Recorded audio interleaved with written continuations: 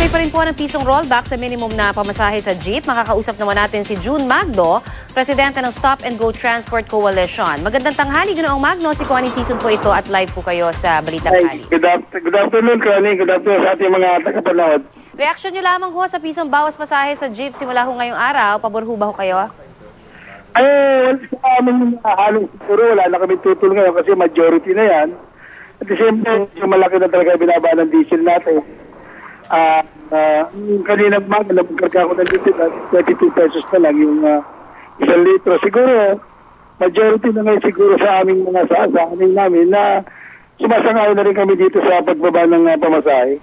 Oh, that's good to know. Naabisuhan ho ba kayo? Nagkaroon ho kayo ng pagpupulong regarding dito bago ho mangyari itong bawas pasahe? Actually, wala namang na-abiso sa inyo. Nabasa ko lang kanina sa magbukas ako ng news, internet. So nakita ko lang yung pronouncement ng LTFRB. So wala pang pagpupulong yung aming samahan. Pero bilang Pangulo, siguro akuin ko na lang ito. Kasi nakita ko yung mga nag-o-oppose noon, isa ko sa nag-o-oppose, sumasangay na sila ngayon. Siguro yun na rin ang aming pananaw ngayon na para lang makatulong tayo sa ating mga mananakay. Siguro yung bawas ng pamasahe ngayon, okay na rin sa amin yun. So, okay na ho sa inyo kahit na immediate yung implementasyon nitong bawas pasahe ho na piso? Okay lang naman yan. Sana, pag nagtaas naman ng pamasahe, immediate din. Hindi na dumaga sa petisyon. Kasi ito, parang walang petisyon to.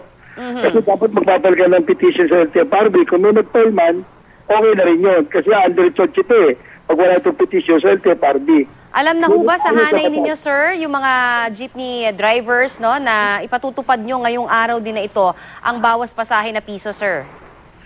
Hindi ko alam kung pinatupad na ng ibang grupo, pero kung yan po ang kautosan ng LTFRB, susunod po kami. Pero sa ngayon po, hindi ko pa po nakakausap ang ibang leader namin. Kasi po, sinamang palad po yung isang leader namin kagabi.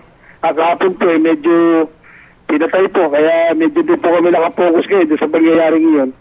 Sir, naku, abisuhan nyo na yung mga jeepney driver, ha? Dahil meron ng kaukulan na parusa ang LTFRB sa mga hindi susunod. Pero hopefully mabigyan nyo dahil ito ho magiging magandang pamasko doon sa mga commuters natin, sir. Hindi ho ba? Opo. Ito po sa ngayon po, naabisuhan po namin yung mga pangulo ng mga lokal. Tapos yun na po ang balang magbaba doon sa aming mga miyembro para doon po sa abiso ng LTFRB na magbaba ng pamasahe. Alright, maraming salamat po sa inyo, Mr. June Magno, presidente ng Stop and Go Transport Coalition. Maraming salamat po, Ma'am Ronnie.